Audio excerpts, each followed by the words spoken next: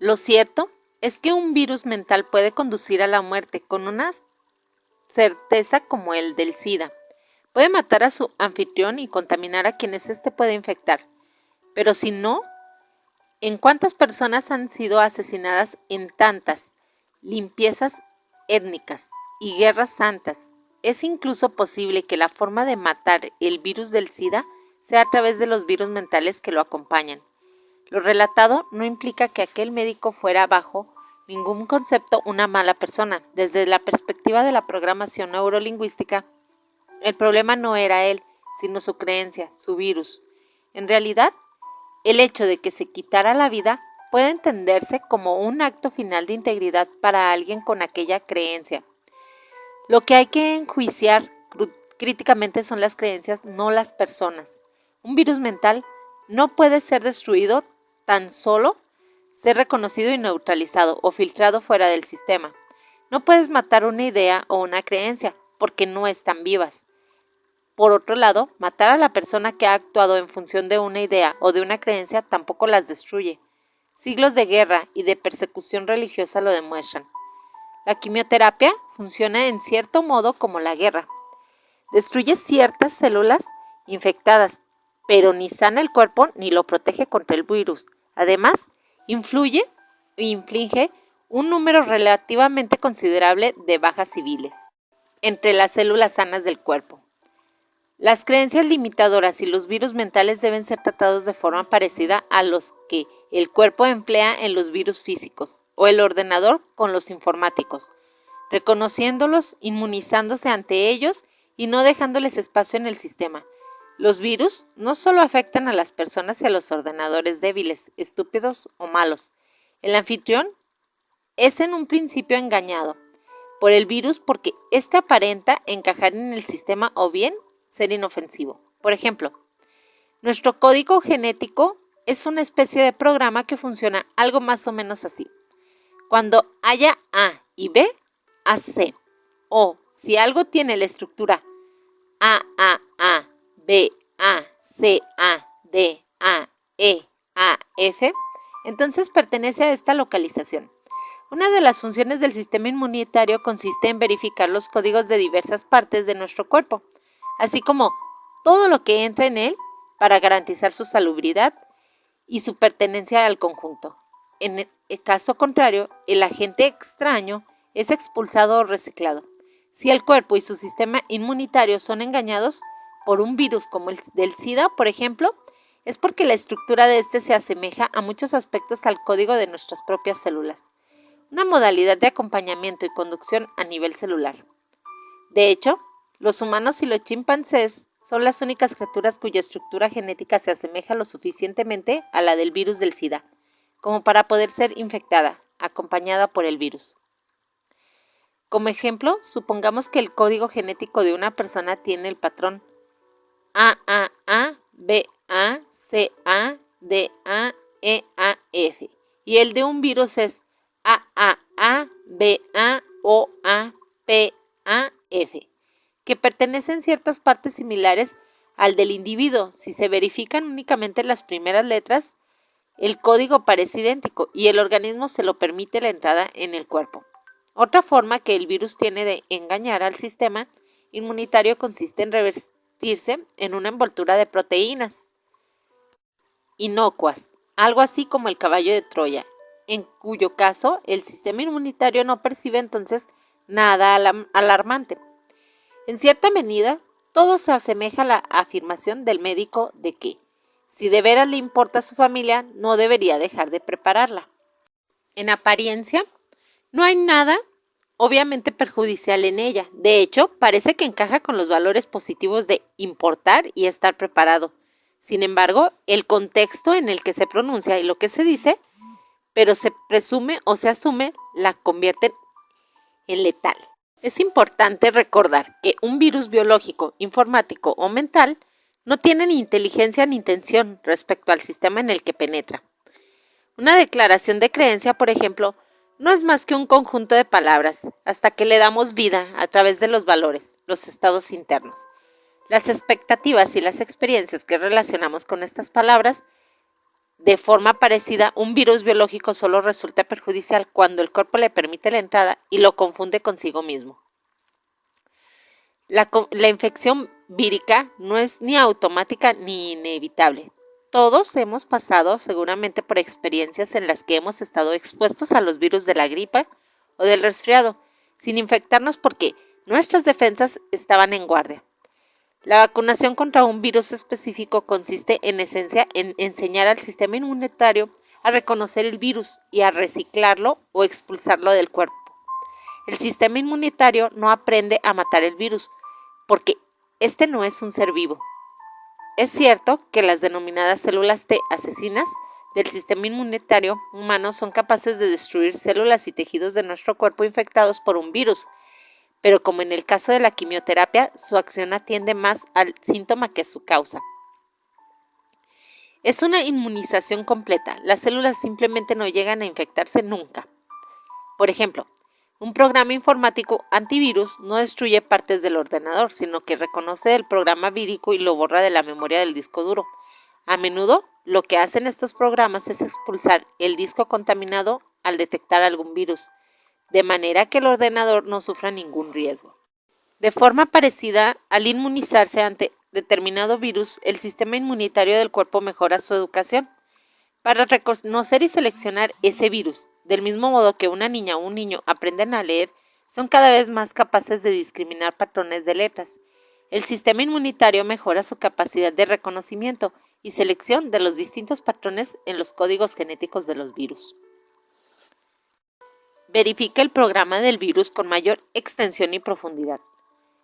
Por ejemplo, hemos conseguido eliminar virtualmente la viruela de la faz de la Tierra, pero no lo hemos logrado destruyendo al virus causante de esa enfermedad. Este sigue presente en el medio. Tan solo lo hemos enseñado a nuestro sistema inmunitario sistemas para reconocer a ese virus. Te pones la vacuna y de repente tu cuerpo dice, mira, ese virus no me pertenece. Y eso es todo. Repito que las vacunas no matan virus, sino que ayudan al organismo a reconocer con mayor claridad lo que es tuyo y lo que no lo es. Qué es lo que te pertenece al cuerpo y qué es lo que no le pertenece. De forma parecida, seleccionar un archivo en el disco duro del ordenador, mandarlo a la papelera para ser eliminado constituye una solución final, pero no tan violenta como luchar contra el virus y matarlo. Es algo que hacemos no tan solo para proteger nuestros equipos, sino también para actualizar y reemplazar con nuestras nuevas versiones los programas que se van quedando anticuados. Obviamente, lo dicho no constituye una invitación a salir por ahí a borrar todos los pensamientos limitadores. De hecho, el énfasis prioritario estriba en tomarse el tiempo necesario para explorar la comunicación o la intención positiva del síntoma. Muchas personas tratan simplemente de librarse de sus síntomas y experimentar en ellos grandes dificultades tan solo porque no hacen ningún esfuerzo por prestar atención a su situación y comprenderla. Reconocer y distinguir un virus requiere a menudo una buena dosis de sabiduría. Sanar un virus mental implica profundizar y enriquecer nuestros mapas mentales para conseguir de este modo más opciones y perspectivas. La sabiduría y la ética y la ecología no derivan de estar en posición del mapa del mundo exacto o correcto, sencillamente porque ningún humano puede aspirar a eso. El objetivo consiste en crear un mapa lo más rico posible, que respete la naturaleza sistémica y la ecología tanto de nosotros mismos como del mundo en el que vivimos. A medida que nuestro modelo del mundo se expande y enriquece, lo hace también la percepción de que tenemos nuestra identidad y de nuestra misión. El sistema inmunitario del cuerpo, en su mecanismo para clarificar y mantener la integridad de su propia identidad física, el proceso de inmunización implica sobre todo que el sistema aprenda más acerca de la forma parte de nuestro físico y lo que no.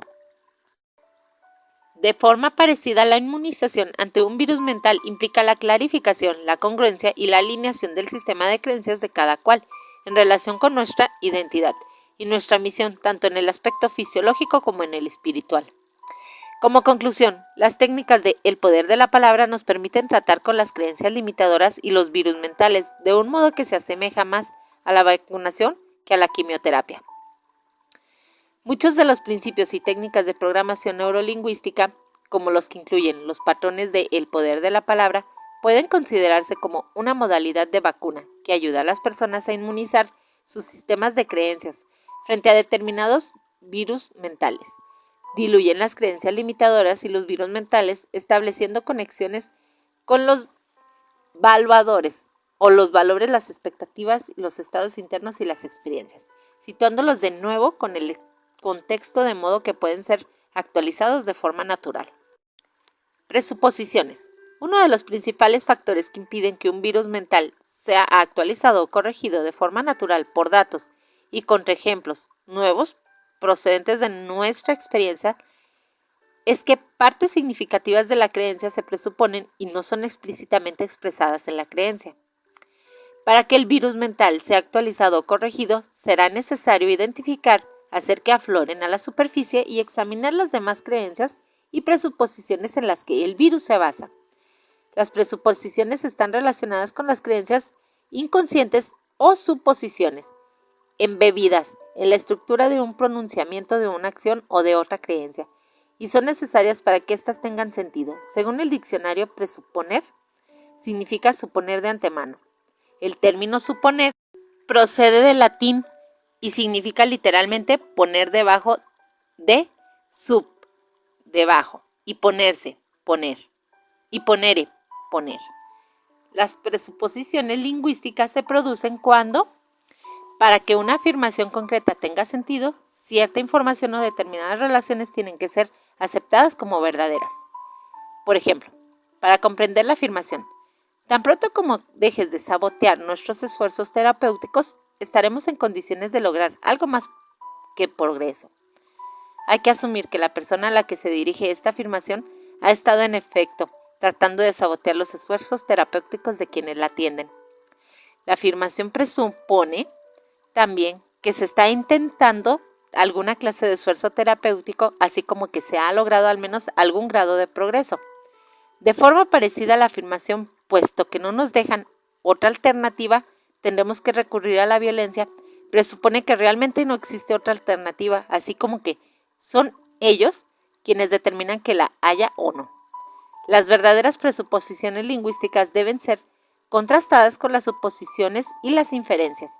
Una presuposición lingüística es algo que está abiertamente expresado en el propio cuerpo de la declaración y que debe ser supuesto o aceptado para que la frase o el pronunciamiento tengan sentido. Por ejemplo, en la pregunta, ¿has dejado de practicar ejercicio con regularidad?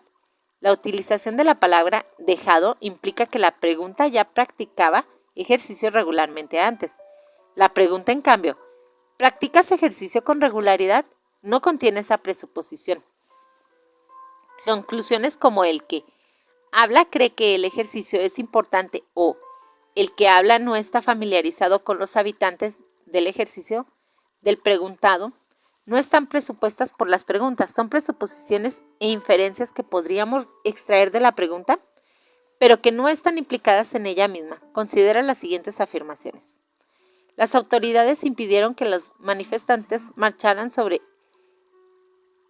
la calle porque temían la violencia. Las autoridades impidieron que los manifestantes marcharan porque predicaban la violencia. Ambas frases tienen exactamente la misma estructura, la excepción de las palabras temían y predicaban. Sin embargo, según cuál de las dos utilizamos, asumiremos que el sujeto que teme o predica son las autoridades o los manifestantes. Es más probable que pensemos que sean las autoridades las que teman la violencia y los manifestantes quienes la prediquen, pero eso no está en absoluto presupuesto por la propia afirmación, sino que es asumido por quienes la oímos. Lo único que ambas frases presuponen es que unos manifestantes querían desfilar, eso es todo. La indiferencia relacionada con ambas frases podría ser que los manifestantes y las autoridades eran grupos diferentes de personas. La inferencia está relacionada con las conclusiones lógicas realizadas sobre la base de la información proporcionada por la afirmación. Habida cuenta de que las presuposiciones, las suposiciones y las inferencias no aparecen en la estructura superficial de determinada afirmación o creencia, se hace más difícil identificarlas y tratarlas directamente. Consideremos las creencias de los dos médicos mencionados en el ejemplo del paciente de cáncer. Todas esas historias sobre la sanación cuerpo-mente no son más que palabrerías, que probablemente acabarán por volverla loca. Si de veras le importa a su familia, no debería dejar de prepararla. En la primera de ellas, los juicios y las generalizaciones esenciales se encuentran en las estructuras superficiales de la frase, aun cuando la intención, las experiencias, la expectativa y el estado interno de los que deriva la generalización y los juicios han sido suprimidos. Las declaraciones de equivalencia compleja y de causa-efecto pueden ser negadas o rechazadas directamente, es decir, la interlocutora podría responder, no son palabrerías y no me van a volver loca. En la segunda afirmación, la generalización y el juicio fundamentales no aparecen en la estructura superficial de la frase, por lo que no pueden ser negadas o refutadas directamente. Para hacerlo habría que decir algo así, no me importa mi familia y no la voy a preparar. Lo cual sonaría bastante raro y de todos modos no trataría con las suposiciones e inferencias que realmente hacen de la afirmación de creencia limitadora, a saber que te vas a morir, que lo mejor que puedes hacer es prepararte para ello y acabar con cuanto antes para no molestar a los demás. Para tratar de una manera eficaz con esta segunda afirmación, lo primero que hay que hacer es sacar a la superficie sus presuposiciones y suposiciones y sus inferencias, tan solo cuando estas hayan sido cuestionadas y se hayan examinado sus intenciones positivas, sus expectativas, sus estados interiores y las expectativas y experiencias a partir de las cuales la creencia se formó, podrán ser exploradas, evaluadas y reencuadradas. En el caso de los dos médicos, la paciente fue aconsejada por un practicante de PNL que trató de dilucidar las intenciones positivas de ambas afirmaciones. En lugar de centrarse en ellas mismas, llegó a la conclusión de que la intención positiva de la primera afirmación, todas esas historias sobre la sanación cuerpo-mente no son más que palabrerías que probablemente acabarán por volverla loca, consiste en no ser tonta. Formulada en positivo, la misma intención se convierte en actuar sabiamente, inteligentemente y saludablemente.